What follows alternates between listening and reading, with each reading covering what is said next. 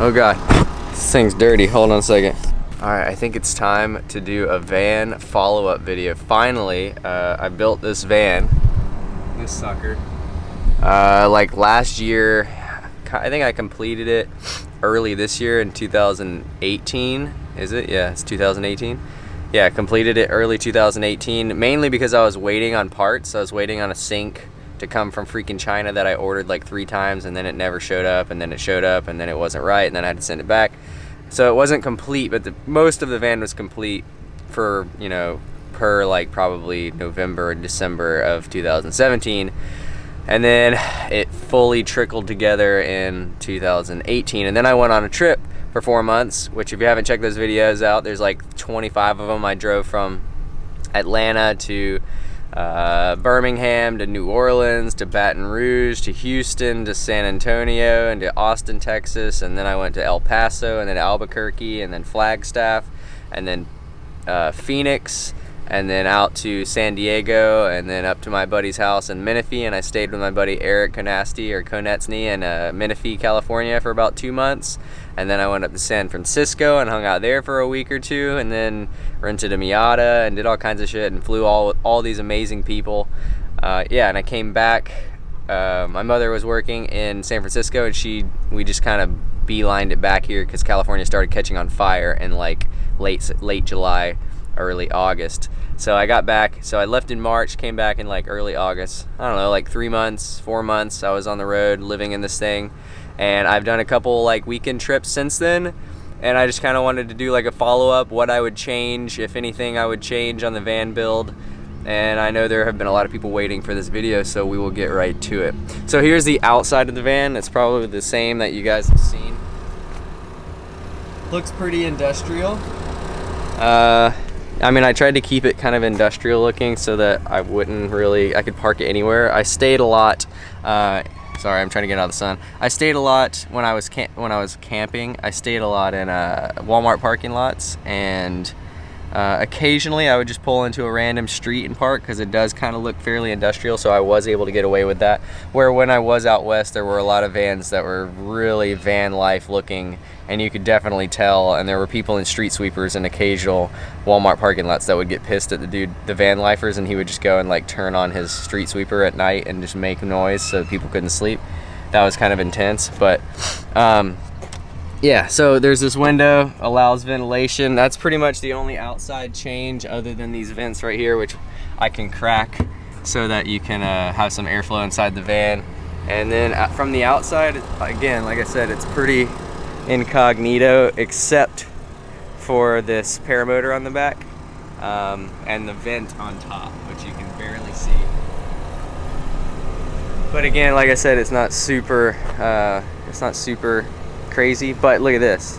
So this is a rack that my buddy John Lowe built for me that holds my paramotor, locks it down. I got this thing from Europe. It's just like a multi-purpose paramotor cover. It's made of like this, I don't know, kind of, I guess it's a poly material or a nylon material. It's like waterproof and sun resistant, UV resistant, and it locks down. I got a padlock here, and yeah, it's pretty solid. I drove almost 5,000 miles with it, and it didn't have any issues. But the one cool thing about it is you can't see my license plate, so I would just kind of drive through tolls. Or I didn't do that. I did that 4 years ago. Yeah, you can't see a license plate. I didn't do anything, but you can't see it. Anyways, here's the inside. You open it, you got this big step up inside. We'll go inside so it's a little quieter, and I'll kind of walk you through what's in here. And oh god, it's real dark. Real dark. Let's turn some lights on. Alright, my sunglasses have not adjusted yet. Alright, so inside, again, if you've watched the van build videos, you probably saw this is like a memory foam mattress. It's a full size. It's not like entirely a full. So a normal full size is 54 by 75. This is actually 70 by 50. So I had to trim it a tiny bit, but I actually didn't trim it. I trimmed the back side. I didn't trim this side. I just smashed the memory foam in there. And then, so I can technically sleep like this. It's 5'11", 5'11" across here, so I'm 5'8", so I can sleep perfectly laterally and not have any issues. If there are taller people or another person in the bed, usually we're talking about smaller people than me, aka like females of some sort, and they can sleep here perfectly comfortably. If you're talking about some like Amazonian person that's really tall, they can lay diagonally, but I haven't had that issue yet. I usually just sprawl out all over the place, and the bed seems to be large enough for me. And I have this whatever sleeping bag here and a couple pillows, and then for ventilation I have this fan right here, and I have my little night light right there, so I can turn it on at night when I want to turn this off. And I don't want to lean out of bed, I just turn that on and turn this off, and it's kind of like a night light, so I can just reach above my head and pop that. And these are touch sensitive, so you literally just like push it and it turns on, which is kind of cool. There's a super Amazonian situation, like very cheap. I ended up putting in this mirror, obviously you can see that now, and then I have this little thermostat thing, which is basically just a carbon monoxide meter, and it has a tiny it's got a temperature gauge in it. So I was running this heater because I was traveling in the winter. This is my little like buddy heater or something like that, and it is a propane heater, and I am kind of terrified of it, even though it says it's safe to run with some ventilation. A little scared of it, so I got this carbon monoxide meter, and I would only run it and get the fan up to temperature and then kind of turn it off and go to sleep. And have some ventilation, but then your heat leaks after like 3 or 4 hours, maybe 5 hours. It's back to whatever ambient temperature is, maybe plus 10. So if it's 50 degrees outside, it'll be 55 in the van. If it's like 30 degrees outside, it's usually like 38 to 40. So the van's pretty well insulated. I don't have any complaints about the insulation itself, because I did do like the home insulation, which is like the pink stuff, and I know a lot of people are like, oh, you can't do that. Well, I haven't had too many issues. Again, I haven't had any issues really. I just it's kind of personal preference. Some people like the foam, but I was kind of scared to do that because I didn't want the wrinkling of the outside of the van if you do it wrong in the wrong humidity. So I used the stuck on the pink stuff, and then put a water vapor barrier, mainly to keep the fiberglass out from falling from van vibrations into the cabin. And all of this is sealed, by the way, so there's no way for the insulation to leak. This is all sealed like pretty flush against the van itself. We curved all of these boards, and curved this piece right here. This is like die cut underneath, or not die cut, but slot cut underneath, so that it bended a little bit. And let's see what else. So we got the bed, we got the cabinets. The cabinets have been super fresh, thank you, Michael. These things have turned out super awesome. I love the cabinets.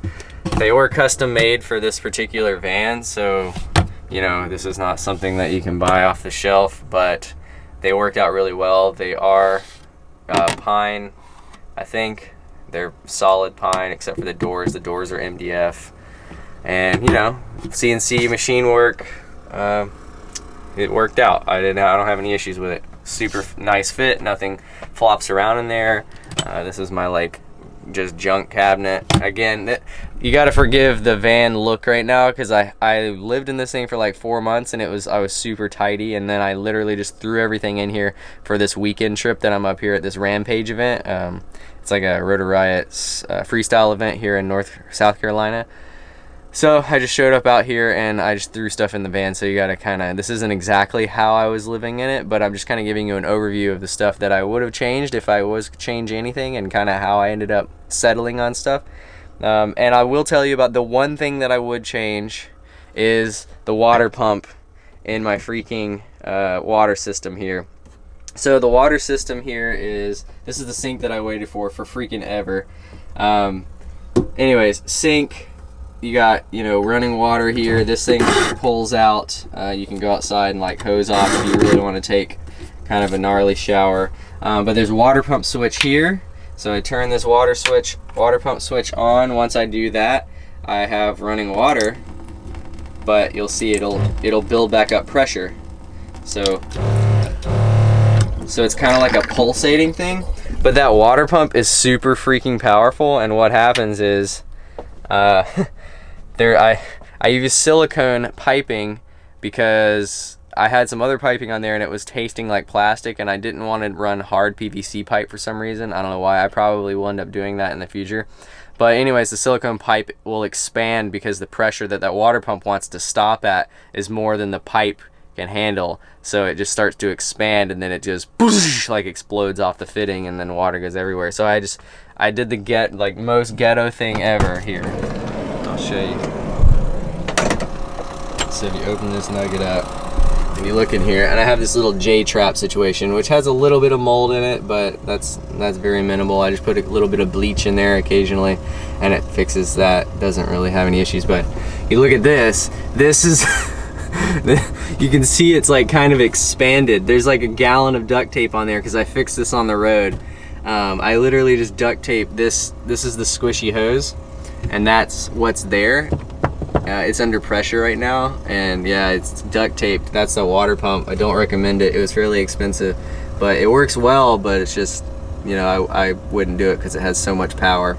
So I have a clean 5-gallon reservoir, and I have a, you know, a gray water here.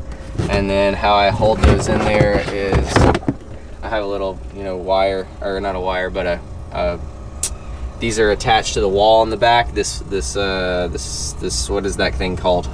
A string, yes. And I go into Walmart and I'll just sit there and or Planet Fitness or something. Planet Fitness is kind of how I was taking showers on the road. You just go get a Planet Fitness membership. It's like 22 bucks. And you can go take a shower, do whatever you need to do, work out, and they're pretty much nationwide. They were a little bit scarce in the southwestern United States, but on the East Coast and even the West Coast, like actually on the coast, they're pretty prominent, so you can find those fairly easily.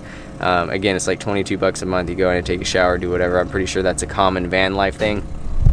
Then I would just take this in there and like run it under the faucet or something. They have those little water bottle fillers, and it takes like, you know, 15-20 minutes to fill this thing up. I just have a hose with a funnel that I bring in there, and I'll just plop that on there and fill this up, take it out. They don't really seem to care. And then this is my gray water, and I don't really do, I use all kind of biodegradable stuff like toothpaste and whatever I'm using. And sometimes there's food waste and stuff, and all that stuff's biodegradable, so I just end up dumping it somewhere like on the side of the road or something. And that's it as far as that is concerned. I have this little wedge here in this little bin in case I have water leaks, and I haven't really had any water leaks other than the couple times that this thing has exploded. But you know, it's not that big of a deal once I figured out what it was and fixed it. So that's the water situation, and that is the only thing that I would change. And like I said, this thing comes out and you can go outside and like freaking hose yourself down if you want, which is really cool. It's a little finicky because again, this is custom made. It's not like on a spring or anything, so you know, you got to kind of feed it back in there. And then let's see if we got some natural light now. I can finish up. So this is my refrigerator. This refrigerator rocks. This is a pretty expensive ARB refrigerator.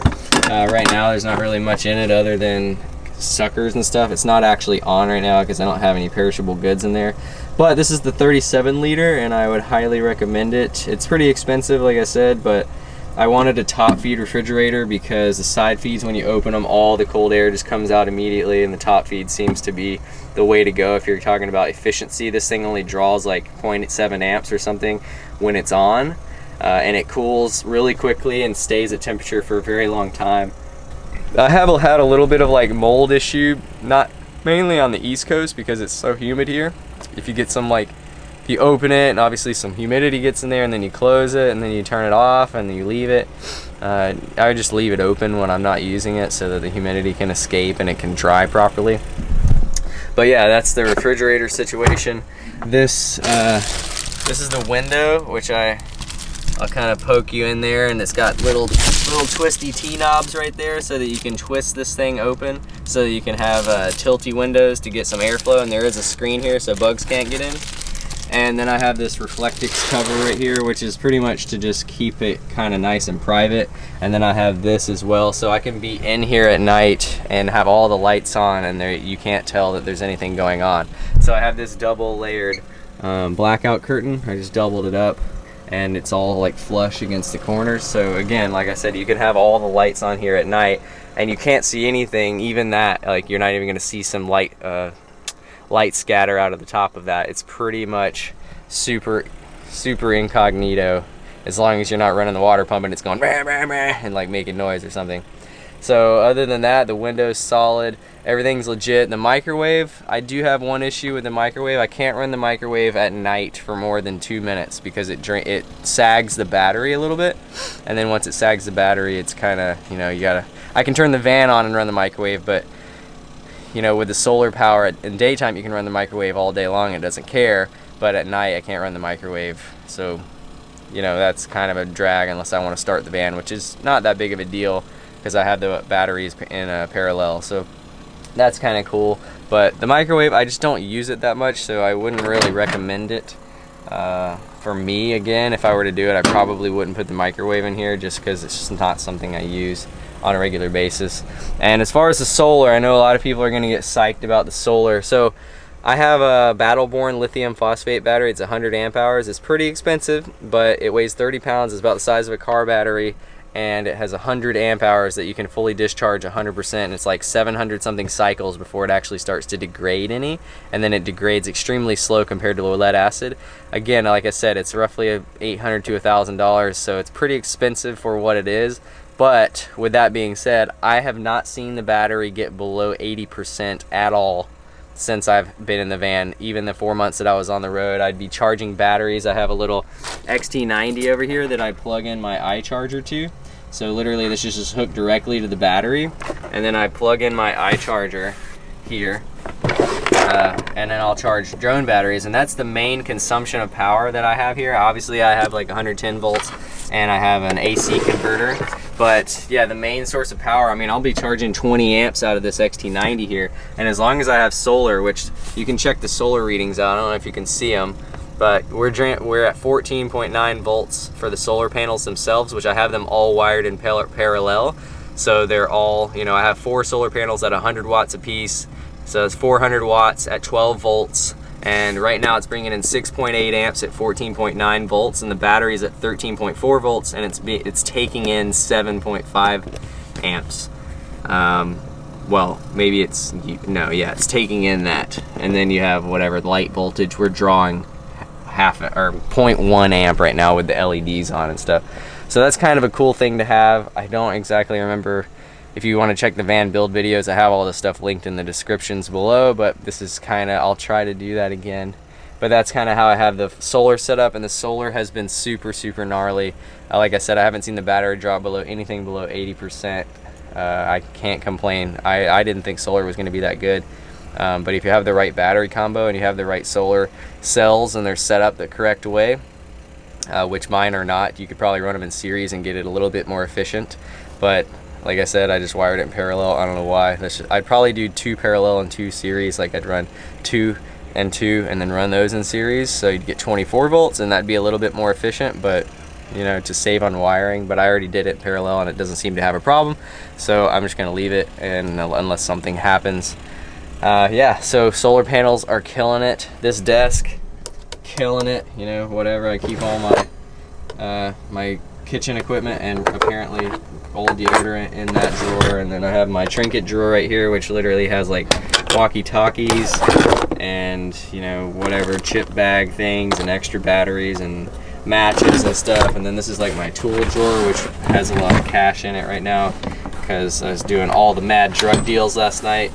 Not really, but, and then my charging thing, and then here's all my extra like towels and stuff if I need. Here's my Rollie Chair, which is held in by bungee cords right here. I haven't really had a problem with that unless it's just really loose, and then it'll pop off and the Rollie Chair will roll around. This Rollie Chair is dope. I can turn around, swivel, do whatever I want, adjust the height. That's cool. This thing is literally for stepping in and out of the van when I'm at one place for a long period of time, because you know, the van's step is pretty big. I would say it's like knee high or higher, so getting in and out of it can be kind of a pain in the butt. So, you know, for old men like me, at 28, this thing is pretty dope. My trash can, it's hooked to the seat, doesn't go anywhere. Haven't had any issues with that. This hardwood floor is holding up amazing. This is like Pergo. Again, I have no problems whatsoever with it. And the only thing that I would change, again, the only thing that I would change is maybe think about not putting it in the microwave and changing the water pump in this. This layout is perfect for me. I can't honestly think of a better layout with the sink here, the bed, the refrigerator, and the desk. And this desk just like serendipitously fit. Like it was not, this is just a random walnut desk that my mom had, and I ripped the bottom off of it and put my own legs in and then bolted it to the wall, and it literally just fit like freaking perfectly. It's like super gnarly, fit amazing, I don't know how. And then the front is just chilling, man. There's nothing up here. It's really, I left it super basic. The only thing I did do is I put a little mirror with double-sided Velcro or something like that, or I think it's just Velcro straight up. So you have a vanity mirror, and yeah, that's it. That's the front is super basic, mainly because I didn't want it to look like a camper van. I just wanted it to look like a van. And now I guess for the finale, we'll go open the back and I'll show you the storage situation and how I stored all things. And the temperature's getting hot. It's already 80 degrees and the sun is killing it. What's up? Pretty good. Shooting a van follow-up video. Hell yeah. Finally, when I'm using it in the field. There's Kit FPV. Say what's up, dude? What's up? All right, so I didn't show you, but there's a little pull pin right here. So you pull this pin out of that hole, and then this thing swings open. Forgive the generator over here. So that thing swings open like this, and then yeah, see you, Kit. And then this one swings open as well if you want. So I'll show you. So you pull that, and this one I haven't opened in a while, so it may be a little rusty. So that thing swings open like that, so you get to the back, and then you open. God dang it. So you open the back, and then you have this. So I got all these freaking panelings going on. These are all cut and curved. You guys saw, if you saw the build video. And then I have this table, which is freaking dope. It's like a little mini table to hold stuff down. You can open it all the way. Leave it out here on the side if you want to stay on the side of the van, which is sick. Underneath here, I have a bunch of crap. Like I said, I threw this stuff in here for a weekend trip, so forget all the mess. There's a bunch of quad parts in here, skateboards and whatnot. I have my paramotor gas tank and stuff over here. I usually get these bins and I'll have like multiple stacks of them. You can put 2 on top of each other here, so I'll just throw those in there. I have like 6 of them. And then, you know, I keep quads and extra clothes, and I'll bring like, you know, whatever I can fit underneath here for however long a trip I'm gonna go on. There's all my electrical stuff. So you can see all the electrical wired up. And again, all this stuff's in the build video. I haven't had any issues with it. It's pretty freaking solid. This rubber floor ended up turning out better than I thought. Look at that Angry Beavers DVD. Freaking Mookie FPV gave me that. Thank you, man. And then, yeah, super solid. I got LEDs up under here with the switch right here. And yeah, no complaints whatsoever. Love it. Got these little shelves. And yeah, loving it. For real. Super dope. I got my little cover right there that goes over that in case it's really cold and you don't want air to be flowing in and out. And you can see how thick this is. I think this is an 8-inch memory foam mattress. Again, super comfortable. And it is really hot. So I'm gonna close this up. Oh, and I have this thing. So before I had the paramotor, I needed a way to get out of the van if for some reason. So I built this, which is like a pull tab that you can get to from the top of the bed, so you can pull that and open the back door. But since the paramotor thing's there now, you can really only open the door a little bit. So like when I pull it and open it, the door will open to like this much, which actually is pretty dope because I can leave the door open and then I can have ventilation coming in because of the fan, like right into my face, which is an unknown variable that, you know, I didn't know about. But it worked out. So I'm gonna close this up. Hope you guys enjoyed. I hope the video was fairly self-explanatory and that there were a couple interesting facts in there. And yeah, I'm about to go check this event out. I'm gonna make another video about the event itself and, you know, what I'm doing here. So if you guys want to check that out, check it out. Peace.